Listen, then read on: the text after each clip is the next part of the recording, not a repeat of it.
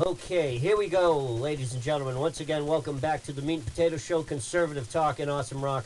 I am your host, Christopher Mader, and joining us in a few minutes will be my great guest, John Locke. He was candidate for state rep here in Massachusetts, and he was joined the Meat and Potato Show some months back to discuss Article 5 in the Convention of States, and he was gracious enough to return to our August 30th candidates symposium here at Brad's building. But as is the tradition here at the Meat and Potato Show, it is the top of the hour, and therefore it is time for the diatribe. And you can catch all of my diatribes on my blog, thelexingtongreen.blogspot.com, thelexingtongreen.blogspot.com. And yes, the opinions expressed in the diatribe and on the blog are the opinions of the Meat and Potatoes 2012 Conservative Media Network. And if the content of this show offends you, here's some quarters. Call someone who cares, because we are a no apologies network. Be it resolved. 1. The rights protected by the Constitution of the United States are the rights of natural persons only. 2. Any entity, including any organization or association of one or more persons, shall have no rights under this Constitution and are subject to regulation. 3. The privileges of any entity, organization, association shall not be inherent or inalienable. 4. Government shall regulate, limit, or prohibit contributions and expenditures. 5. Be publicly disclosed. And 6. Judiciary shall not construe spending of money to influence campaigns to be free speech under the First Amendment. That is an excerpt from the Minnesota House Bill number 276, co-sponsored by Democratic State Representative Raymond Dean. And on August 12th and 13th, 2014, the Indiana State Legislature hosted a taxpayer-funded shindig to welcome other legislators from all 50 states to attend the first Assembly of State Convention. Now, these nitwits thought it would be a cool idea to schmooze among themselves and come up with plans on how to and what to amend to the U.S. Constitution. And that quoted excerpt was one of those ideas tabled during these 2 days. Co-sponsored by State Representative Raymond Dean, he opened up his speech to the Assembly by calling himself, and I quote, the most leftist guy in the room, unquote. Dean, other legislators, private organizations, and a whole host of self-proclaimed eggheads are trying to undo Citizens United decision, claiming that corporations are not people. These guys, along with their buddy from Wolfpack, the creator, Sent Uyghur, from the Young Turks show, have gone ahead to form a corporation political action committee of all their own to lobby senators, congressmen, and state delegations to amend the Constitution, making it illegal for corporations and political action committees to influence elections. You see, this way, only the seated senators and congressmen can be influenced by corporations and political action committees. Yes, America, let that one soak in for a second. And let me give you a quick rundown on the small list of corporations and political action committees and the geniuses piloting this ship of fools. Convention USA is a nonprofit corporation funded by retired Michigan Supreme Court Justice Thomas E. Brennan, him and a few of his drinking buddies. The website is an interactive place, where any joker can sign up as a delegate and propose amendments. No verification of credentials required. The site's specific goal is to generate a groundswell of public support for an Article 5 convention and force Congress to call the convention. Good job, Your Honor. Good job. Delude the American public while giving them just the rope they need to hang themselves with. And then there is the University of Texas law professor, Sanford Levinson. In addition to wondering why the state of Wyoming deserves the same equal representation in Washington, D.C. as California does, Levinson wrote in his book, Our Undemocratic Constitution, that the Constitution is very, how can I put this, undemocratic. Well, I'm not sure where he's going with this idea, but he's got one thing right, and that the Constitution is, in his words, inadequate for our democracy. Well, that's very true, Professor. Very true indeed. That's because it was written for a republic. You see, that would be like using a repair manual for a Ford Explorer while trying to fix a Toyota and then calling the manual inadequate. Lawrence Lessig, all-star quarterback of the team that is funding and promoting an Article 5, wrote in 1993 The American people can no longer identify the Bill of Rights. Well, Larry, maybe teaching it again in schools might be a good place to start. Its meaning is no longer plain to all. Perhaps it is time to amend the text. Perhaps it is time to rewrite the Constitution. Rewrite the Constitution? Rewrite it into what, Larry? And then next in line is this coma patient, Professor Mary Penrose of the Texas Wesleyan Law School. And what is up with all these courtroom junkies who are trying to rewrite our Constitution? Speaking at a Harvard Constitutional Conference, and yes, that is an oxymoron, Mary said to her wide-eyed room full of sheep, "No constitutional right is sacred. It is time today to repeal the Second Amendment. I am in favor of redrafting the Constitution." Now, Article 5 is an important tool for amending the Constitution. However, like all tools, they are only as good as the people who operate them. Hell, an AK-47 is an excellent tool, but you wouldn't let a chimpanzee use it, now would you? Sent Uyghur, Lawrence Lessig, and every law professor from Connecticut to California can have all the $500 a plate lunches they want and talk all they want about calling for a constitutional convention. It won't amount to a hill of beans, for only Congress can call an Article 5. And all that the state legislatures can do through a convention of states is apply to Congress to call an Article 5. And now this is where it gets dicey, folks. Once Congress gets their grubby little paws on that application, all bets are off. Delegates can be held to standards of conduct. The actual wording of the amendments can be polished to a mirror shine. All 50 states can agree on the language, the verbiage, the punctuation marks, all they want. It won't make any difference. For in Article 1, Section 8, Clause 18 of the Constitution, Congress has the power to, quote, make all laws necessary and proper for carrying into execution. And an execution it will be. For once Congress convenes an Article 5 convention, you will have the likes of Harry Reid, Chuck Schumer, and Barbara Boxer writing the amendments, and the likes of Sheila Jackson Lee, Nancy Pelosi, and Elizabeth Warren voting on them. You'll have an entire congressional and senatorial delegation of chimpanzees waving around AK-47s. And that is the diatribe. Ladies and gentlemen, welcome back to the show again. My great guest calling in, hanging on Skype here, is John Locke. John, welcome so much for coming on to the show. Good to see you again.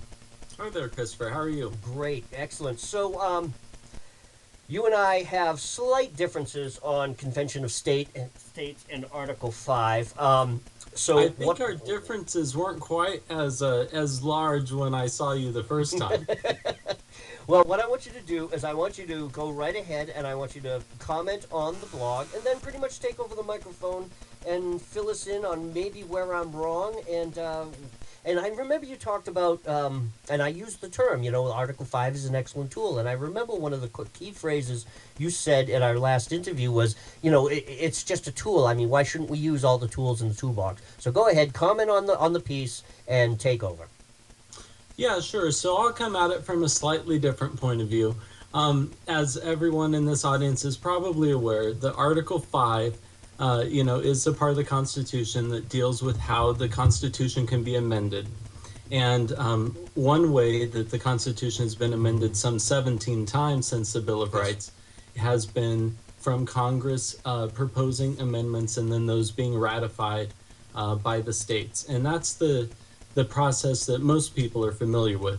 And the second process that's never yet been used so far is where 2/3 of the state legislatures can come together, propose amendments, and then those would similarly be ratified. And the interesting thing about that process is that it cuts Congress and the president out of the process altogether. So DC is not involved in the proposing of those amendments or the ratification of them. Mm-hmm. And so it's truly a way for the states to it's recourse for the states in the event that the federal government gets too unwieldy, which I think many people would argue is happening today. Sure, exactly. Now, I think as much as I'm a little wary of it in all of my research, and even thank you for the book from Mark Levin. Thank you very much for giving me that. I'm about halfway through. I started it last week because I knew I'd be talking to you.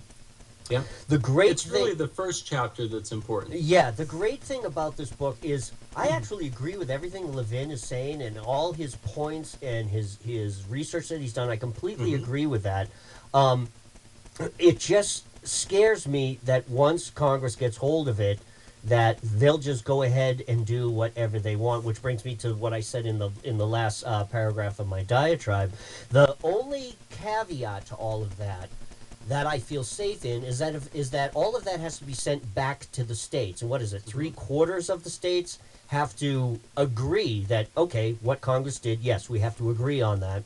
Right. Then it actually becomes an amendment. That's where I think if Nancy Pelosi and Harry Reid and all these other idiots start writing whatever they want and then they try to pass it back to the states, all the states are going to go, you guys on drugs? It's like, come on, we're not going to do that.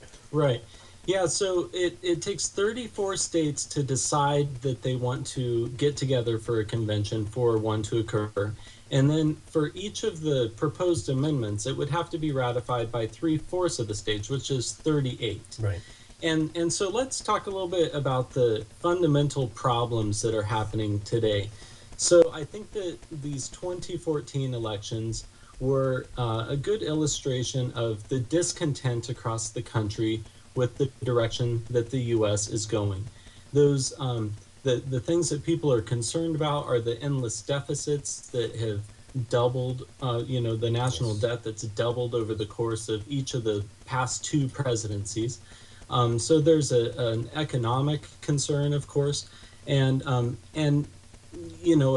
slide towards socialism, frankly, that people are not happy with. So they rewarded or punished, I should say, the Democrats with a historic defeat and gave control of the Senate to the Republicans, transferred a really historic number of seats in the Senate and the House, and even the governorships across the states. And so, we should be all set then, right? The voters have spoken. We should be, comforted that everything's going to change course, but that's not happening. No. It's not going to happen.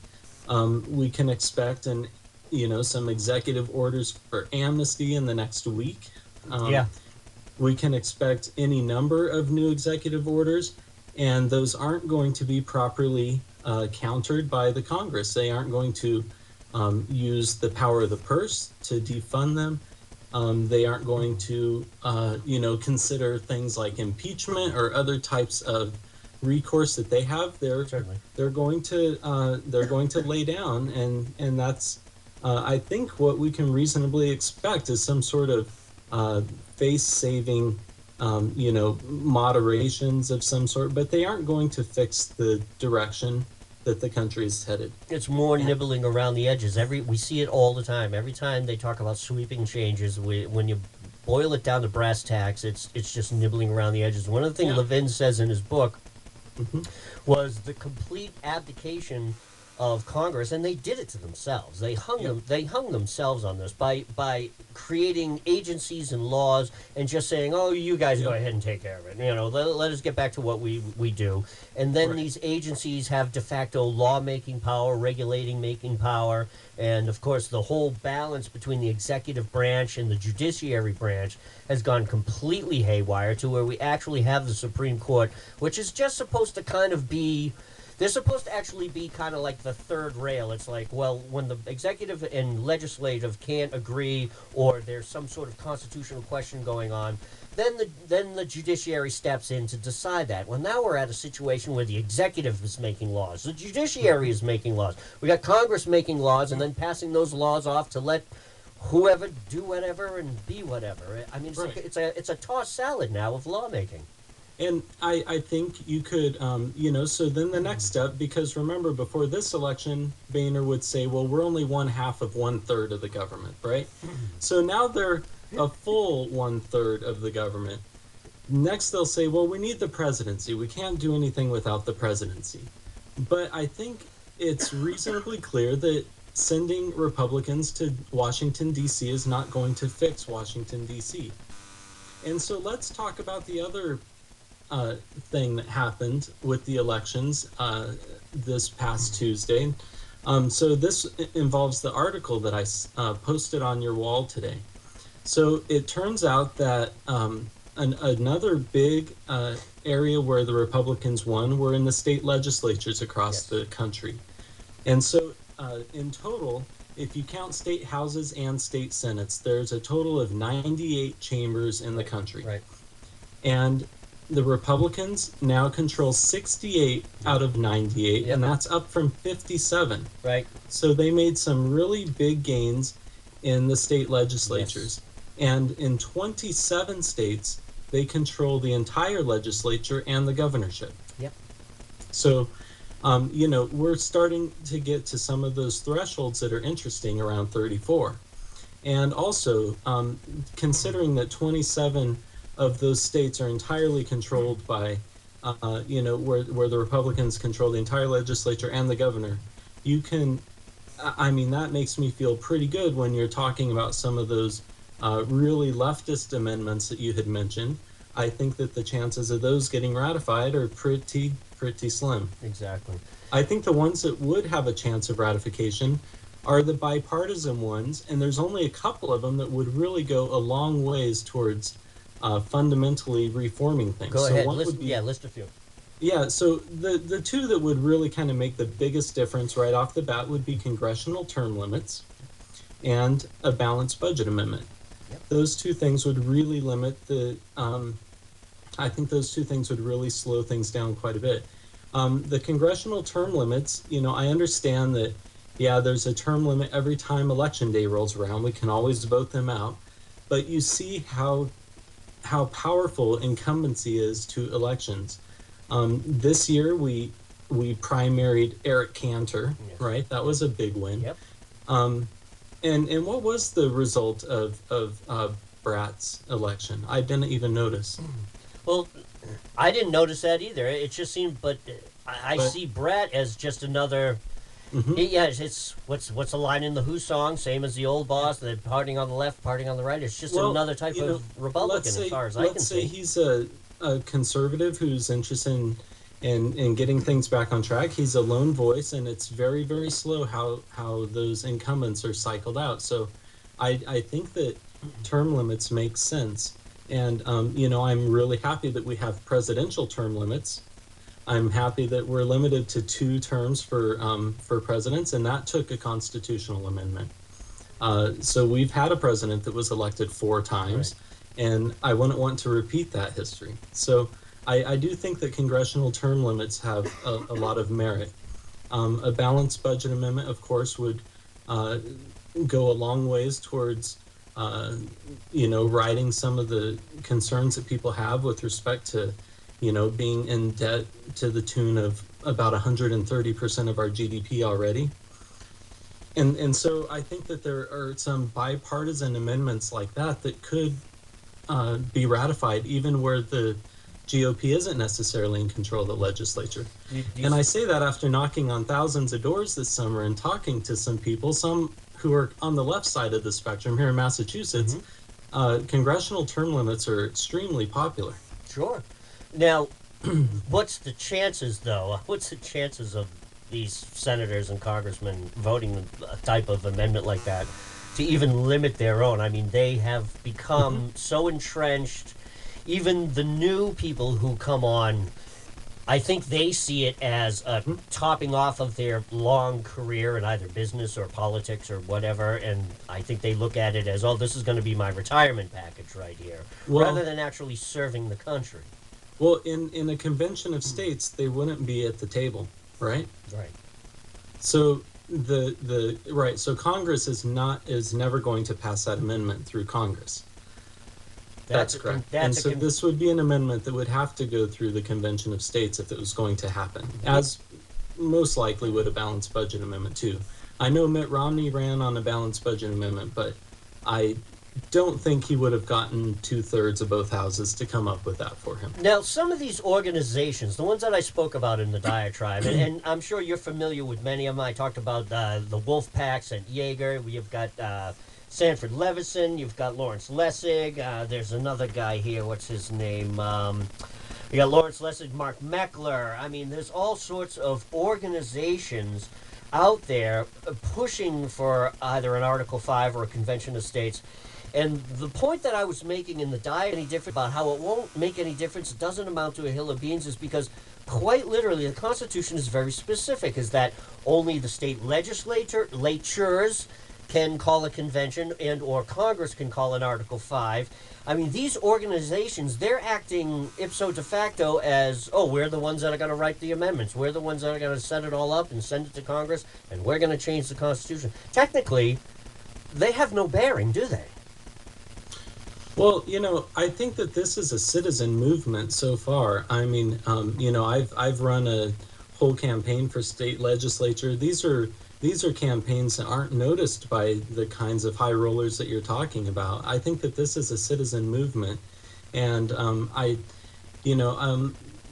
guess a place to really check on that would be at the assembly of these legislators that are looking into the rules that they are trying to draft and things like that. They're trying to tighten up the process for all the reasons that you've stated. Certainly. And so I guess that would be the place to look for that kind of money. But I've heard anytime a rich donor, and I'm not saying that the people that you mentioned have pure intents at all, but there will be a time where some rich donors might show up to the table who do have pure intents, and just as people without wealth are really interested in the idea, people with wealth may be very interested in the idea too. After all, they've benefited from a lot of the equal opportunity types of rights that the Constitution affords, and they might be interested in reaffirming those just as we are. So I don't think that wealthy contributors to the cause are by definition a problem. I think it's important to understand what their motivations are, of course, but I don't think that just because there's some people who are and I don't know half of the people you mentioned, honestly. I mean, they didn't contribute to my campaign, for example. Right. But I wouldn't shy away just because a donor has some money to put into the cause. Why are groups like this, why are they saying things like we need to completely rewrite the Constitution? They're forming their. I said in the piece, they're forming political action committees in order to do away with political action committees. They're trying to undo Citizens United and that whole decision that was put together about that quite literally corporations and organizations do have inalienable rights. They do have the right to influence campaigns and donate money. I'm just wondering what the motivation is behind tying the Citizens United decision with tying it to this convention of states and somehow putting the two of them together as, oh, see, this is the reason why we need to amend the Constitution. I'm trying to fit those two pieces of puzzle together, and I'm not seeming to make it fit. Well, I think that there could be some Citizens United types interested in, discussing things like campaign reform.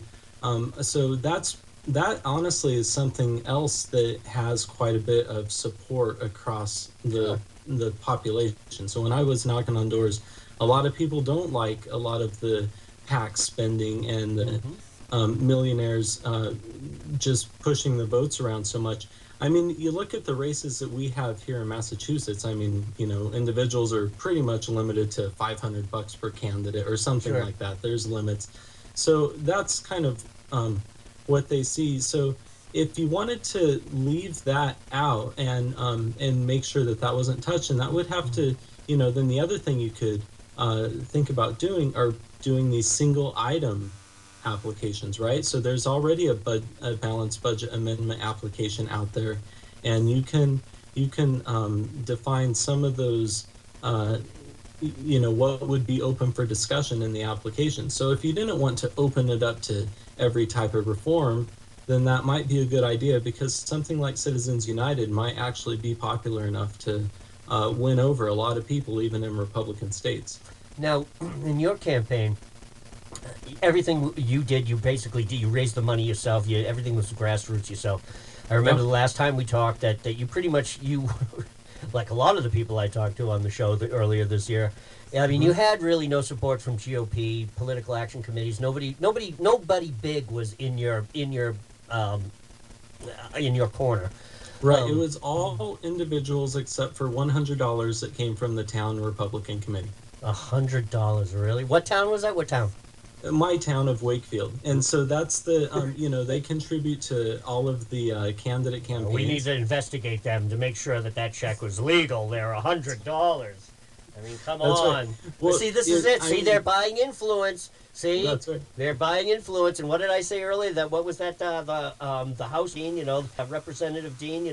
These organizations, their rights are not inalienable. So That's right. So, other than a Republican town committee contribution, which was pretty evenly spread across the ballot, it was all individuals. that's unbelievable. Everybody I talked to, it was the same way. Hmm. The interesting thing is, you were going up against seated people. They did have a lot of the money, and Yeah, some of sure. the, and like I said, I always use the term, the GOP and the DNC. They always pick their golden hair boy long before the election is even decided, and they throw the money and they throw the support and the advertising behind that. I guess I would be in agreement with some of the things that I had stated and some of the things we had talked about tonight, if we can curtail that, because it seems like I understand that people are concerned about political action committee money and big donors and big corporations donating to candidates. I think we should worry less about that and worry more about the money that's being already handed to the seated incumbents. That's where the lopsidedness comes into play. Wouldn't you agree? Well, yeah, but those are the exact same contributions that you're, wanting to protect. So, PACs, corporations, Yeah, wealthy this is true. individuals. I mean, that's what you want to protect, right? That's absolutely true. I know it's kind of, So, it's a two-edged sword. You're right. yeah, so that's what people are disgusted by that I was telling you about, where there's actually quite a bit of, I think there's actually quite a lot of public support for limiting campaign contributions, and that's the reason why. And so it's not really because they see it as a infringement of speech, which I've heard before, but because they just want to limit campaign contributions, period. I mean, the 2012 elections, each candidate spent $1 billion, right? Yeah, that was And so just it's a waste of money. A lot of that money does not have a very high impact. What was it? There were a couple races where they calculated how much money was spent per vote, and it was in the tens of dollars of spent per vote, like $60 per vote. And so that's where that Citizens United, anti-Citizens United group is coming from. And what's amazing is that there are still those candidates out there who just, by the seat of their pants and threadbare pockets, they still manage to pull some wins out, and they manage to get elected. And these are the small little hopes that we still have for Right. our country. I want to ask you, go on with the thought that you just had, but I want to move on to how did your campaign shake out? Tell us how the numbers worked out and what happened. Yeah, so I decided to run around February. That's when I started collecting signatures and knocking on doors. It was official on Memorial Day. That's when it was public that I was running for office. And so that's when I started raising money and things like that. The campaign, like you said, it really had no money going into it. I'm not like an ex-selectman or ex-school committee member. I did not have a lot of town politics on my resume. So I was just a concerned citizen wanting to put a choice on the ballot.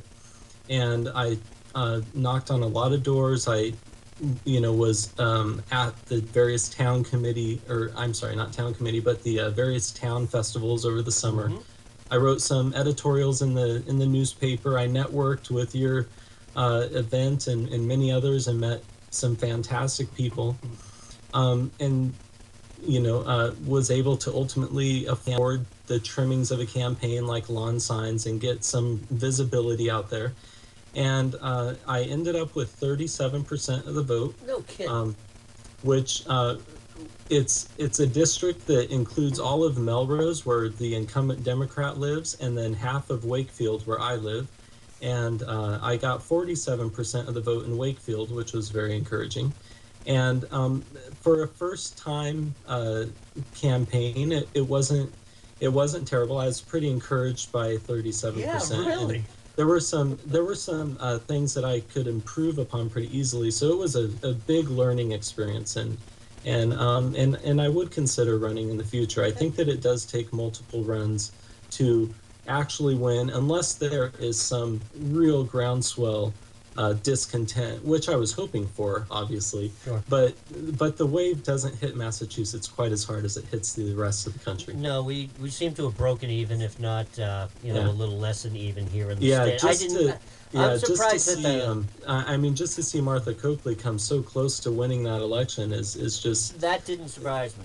That didn't yeah, surprise me. In fact, I was on a Skype conference call sometime back from Dave Kopaz from Red Pill Politics, mhm, and he was actually just throwing out a gentleman's bet there. It's like, that Baker's gonna, I think Baker's gonna lose by 14%, and I had disagreed. I said, no, I think Baker's gonna win. I said, but it's gonna be closer to like 4 to 5% that he's gonna win. But if he does right. lose, I mean, then it'll be a big loss. But I was convinced he was going to win, but I knew in the back of my mind it's going to be close. And that, you're right. Yeah. This is where, folks. This is where Massachusetts mentality was on display November 4th. In that that the state just kept going down the same road it's always gone down. And it was only by a hair's breadth that Charlie Baker did make it in. So now the question begs: has the vote been polarized? Is the state itself polarized? We have a primarily Democratic state and a primarily Democratic legislature with a Republican governor. Mhm. So this is going to be very interesting. I'd like to hear Yeah. your opinions on it. Well, I think it will certainly help to have veto power in the governor's office. So that's what the GOP representatives were really hoping for, is to have that veto power, because the state legislature. I mean, the Republicans still are only 35 seats out of 160, so Right. they cannot drive the agenda, That's right. and they need some veto power. But one of the things that I want to mention to you as another benefit of the Convention of States, and one of the reasons why I want to be somewhat involved in continuing to kind of evangelize it, is that as we see how the elections shake out in DC over the next couple months, I think people are going to be very, very depressed about, they're going to feel like there isn't anything they can do to get the country back on track, because the course seems to be pretty set regardless of which party is there right now. And so I think that the Convention of States really gives people some hope as to something proactive that can be done to right things that they see as obviously wrong. And if we do a good job of getting the word out there and telling people that there is something the state legislatures can fundamentally do to reform things, even in DC, then I think we'll get a lot more interest in some of these state races, because honestly, people don't care about state races for the most part, right? They might vote the party line on their ballot, but I don't think that they are tuned into the state races to a great extent. And I think that that they would be much more enthusiastic about these state races if they understood the power that the state legislatures could bring to bear on the country. I mean, it's local. It's right in your backyard. You should. Yeah, You and should be that that's one of the arguments that people have had is, well, we just need to send good people to DC and then everything's fine, right? But like we said, it's very, very slow to turn over those incumbents. It happens once in a blue moon. Even ones that have been there for 50 years are hard to upset. But when you're talking about seats that, where the election involves your town and the next town, then it does become a lot more feasible to get good people into government. And it directly affects your life because you're electing people from your district. And one of the things I always enjoyed about doing my candidate interviews, and especially the ones that I did this year, and this is the first year I actually primarily concentrated on the Massachusetts election, and I had so much fun doing it, is that I realized how I can affect the election, how I can have a voice, how I can, through this microphone, Skype, the YouTube channel, everything, how I can, get my opinions out there, get other people on, give them a broadcast, and give them an ability to speak out and be heard. Again, not on a national level. I completely agree with what you just said. I mean, that's a national thing. That's a slow grinding wheel, and you're never gonna get that thing to budge in 100 years. But right here, right now, in our backyard, we can affect change, and we can affect elections. And I was so grateful to be able to help out and to just broadcast and interview these people. And I only met a fraction of them, but even still, just meeting that fraction, I actually felt more empowered. And I think if the citizens of the state, or any state, they don't necessarily have to do a radio show like I do, but somehow just get involved anyway, they'll have that sense of empowerment. They'll have that sense of, well, I'm a part of this. I'm actually making a difference in something. Yeah, and it's the same for contributions too. So people do write a check for $100 to a state candidate. It makes a much bigger impact than sending $100 to Mitt Romney. And so your voice is a lot louder local. And like you said, in terms of broadcasting the interviews that you did, it's a lot easier to think about a candidate going viral in their town and the next town, Sure, as opposed to someone that you haven't heard of. I mean, Brian Herr, who was running for Senate, it's such a challenge to get your name out there when no one's heard of you. exactly. And so I think that at the local level, that the chances of that are so much higher, and the costs of running are so much lower. So anyway, I do think that people are more empowered right away. Just word of mouth, talking to neighbors and friends makes such a big difference at the state rep level. You think that the grassroots thing is going to keep growing and growing as each election cycle comes around? Again, I talked to all you guys. I kept hearing the same thing over and over again, knocking on thousands of doors, knocking on thousands of doors. I mean, it's quite effective when you're. I mean, I'm going to call it the poor man's networking, because you're quite literally just walking from house to house, but it works, doesn't it? Yeah, it's one of the necessities of a campaign at the district level. Voters expect to meet their state representative. And so it's one of the expectations that people have. If they don't know you, they're much less likely to vote for you for that state rep position, as opposed to, the governor's race or something. That's not expected. But at the district level, people expect to have met you. So we'll wrap this up in a couple of minutes, but I want to ask you, let's say something happens, convention of states, something happens in Article 5, that ball, it enters into the final phases and Congress has it in their hands. Yep. What do you, it's a two or three part question. What do you think is going to come to the top, rise to the top as the primary amendment that is going to be decided upon, and how long do you think it's going to take before it actually gets ratified? Well, okay, so there's two things. One is what happens when it gets to Congress, right? And I think that that's where a lot of people have voiced their biggest concerns, is that they will somehow hijack it at that point, right? So I think that what what I intend to do now, and what I hope we all do, people just inform people of how the process works, because if these 34 applications get submitted and then Congress somehow hijacks them and takes them over and does something completely different than what was applied for by the states, then that's a coup. That's what Sure. it is. And I think that people would have to recognize it as that. And so I don't worry so much about a coup occurring in this country. I suppose some people do, but I don't. And I think that in order to avoid that, it just takes people being aware of the process. It's like if Harry Reid's proposed amendment to overturn Citizens United were somehow pushed through in a way that didn't involve ratification of the states, right? People would know that was unconstitutional. Exactly. And a big problem, and it would be recognized as a coup of sorts. And so anyway, I'm not worried about a coup occurring. And if it did, then it would have to be addressed as such. So I'm not too worried about that part. And the people who have looked at the Constitution and figured out how that could possibly occur. I just want those people to, help us tighten up the applications and help us foresee all the pitfalls that could occur so that we can plan around them, right?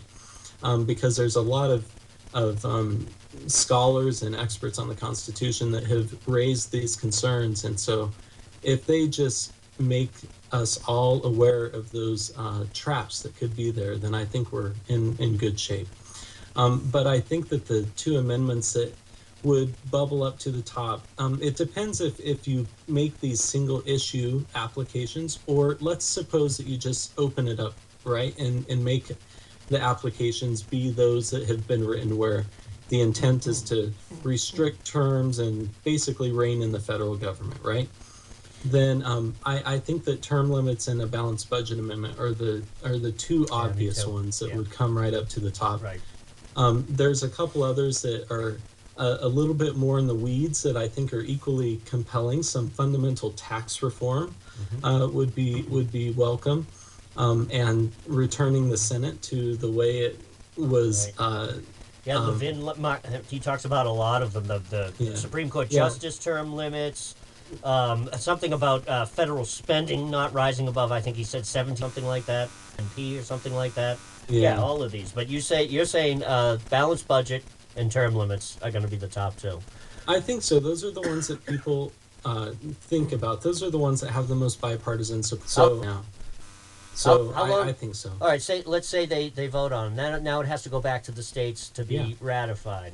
I'm thinking, and even if you don't know, just say I don't know. I mean, a time limit. How do you think? How long do you think that would take for ratification to occur? Yeah. I think it would be swift because. So I think that getting the 34 states to apply is the time limiting step. Right. That's what's going to take some time. I think it's going to take a couple more election cycles to change the composition of these state legislatures a bit more. I mean, we're already, the GOP has more control over them than they've ever had in the past. It's a record level right now.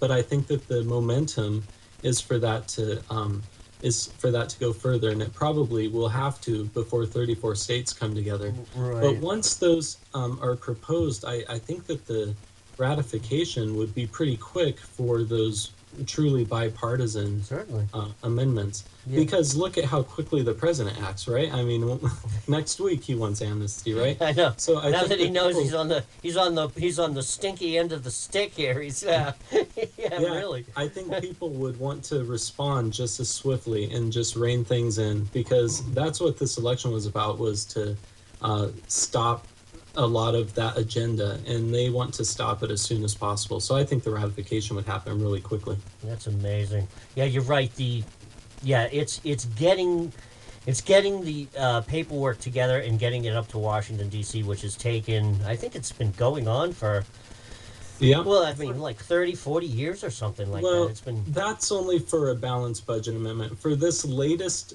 push, it's only been, I would say, about 16 months. Really? That's when the latest push to really rein things in, I think, got sparked by Mark Levin, for one. I would consider his book to be the beginning of a new campaign for the Convention of States. Now, what do you work or volunteer for a chapter of Convention of States here in Massachusetts? How is it that you have your knowledge and expertise? Do you volunteer organization? Or you do volunteer? Tell us a little bit about that.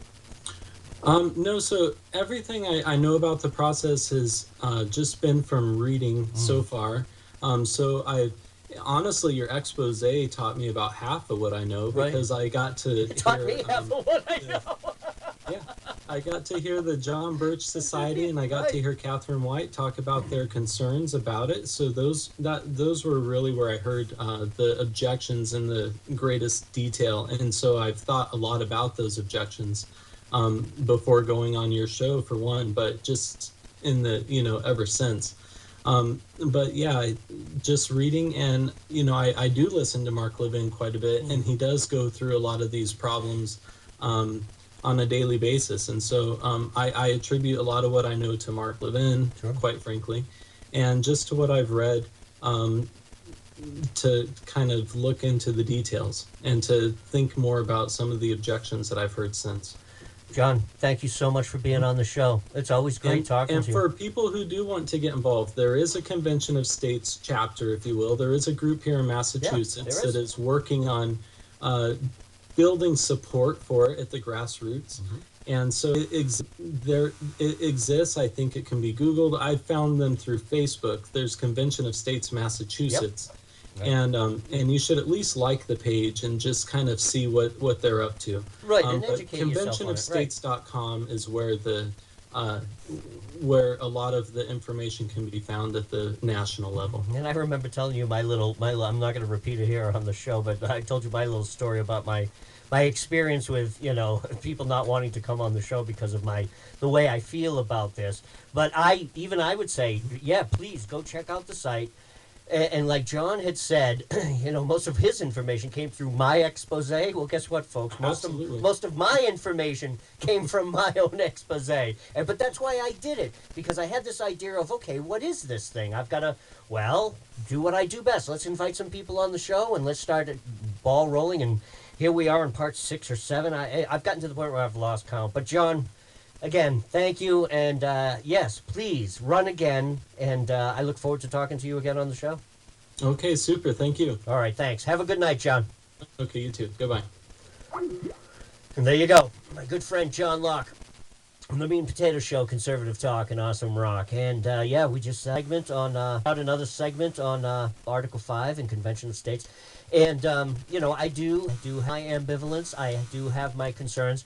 One of the reasons why I have people like John on, and I had spoken to a woman named Jacqueline Peterson who does the Georgia thing, and I was hoping to get some people from the Massachusetts Convention of States on the show. There was a little disagreement that went on, suffice it to say. I'll leave it at that. But I would definitely suggest and urge you to go check out their site. It's the Convention of States, Massachusetts, or Massachusetts Convention of States, whichever it is. Yeah, they're on Facebook. You can Google it, Bing it, whatever you want to do, and you can find it. And definitely see what they're talking about, because this is something that is very important, and is something that, as John has said, I think with the election, it's going to speed up. When I talked to Hal Shurtleff from the John Birch Society on the show, in one of the parts before, he had said that this is one of those things that has been coming on for a few decades now. But given the light of where our government is today, this thing has picked up speed and it's picked up steam. And now, as you just heard, the states have 68 Republican-controlled state legislators. There's 98. I thought there's 50 states, right? Aren't there 100? There's 2 houses to every state. I don't know. Maybe there's some commonwealths or something that they don't have two bicameral legislation. Anyway, I'm digressing. But now that that's happened, the chances of this speeding up and this happening is quite real. And so it's important that you educate yourself. And John will be back on the show. I'm going to be hunting around for some more people to come on to talk about Article 5 and Convention of States. And don't be surprised if, we do an episode where we actually talk to somebody. I'm actually going to try to get hold of some of the people that I've read about here in the New American magazine and get hold of them and see if they'd like to come on the show and actually, put their money where their mouth is and, where the rubber hits the road and actually talk about why they think the Constitution needs to be rewritten. Ladies and gentlemen, the Meat and Potato Show, Conservative Talk and Awesome Rock. I am Christopher Mader, the Meat and Potatoes 2012 Conservative Media Network. Thank you.